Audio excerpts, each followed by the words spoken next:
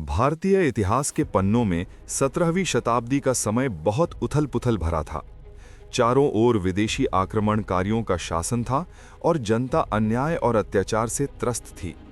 ऐसे अंधकारमय समय में महाराष्ट्र की धरती पर एक ऐसे सूर्य का उदय हुआ जिसने स्वराज्य की लौ जलाई।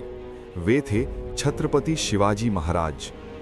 शिवाजी महाराज के जन्म के समय महाराष्ट्र में निजाम शाही, आदिल शाही और मुगल साम्राज्य का आतंक था। शिवाजी के पिता शाहजी भोंसले बीजापुर की आदिल शाही रियासत में एक उच्च पदस्थ सेनापति थे। उनकी माता जीजाबाई एक अत्यंत स्वाभिमानी, धर्मपरायण और वीर महिला थीं। जीजाबाई का हृदय प्रजा पर हो रहे अत्याचारों को देखकर रोता था। उन्होंने भगवान शिव से प्रार्थना की कि उन्हें एक ऐसा पुत्र रत्न प्राप्त हो जो इस गुलामी के बेड़ियों को काट सके और हिंदवी स्वराज्य की स्थापना कर सके।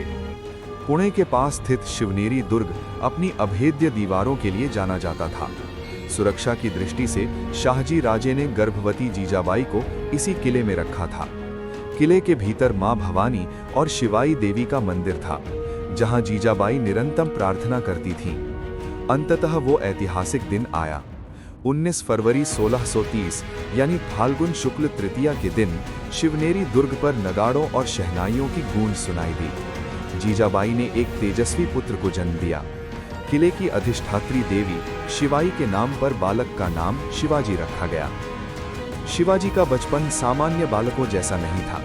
जब अन्य बच्चे खेल कूद में व्यस्त रहते, बालक शिवबा अपनी माता से रामायण, महाभारत और भारतीय वीरों की कहानियां सुनते थे। जीजाबाई ने उनमें न्याय, साहस और धर्म की रक्षा के संस्कार कूट-कूट कर भरे।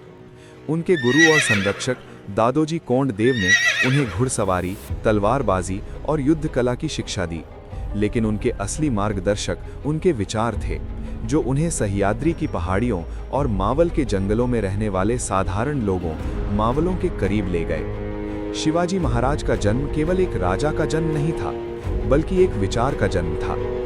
उन्होंने बचपन में ही अपने मित्रों के साथ मिलकर रायरेश्वर मंदिर में अपने रक्त से अभिषेक कर स्वराज्य स्थापना की शपथ ली थी। उनका लक्ष्य किसी दूसरे राज्य को लूटना नहीं, बल्कि अपनी मिट्टी, अपनी संस्कृति और अपनी जनता को सम्मान दिलाना था। निष्कर्ष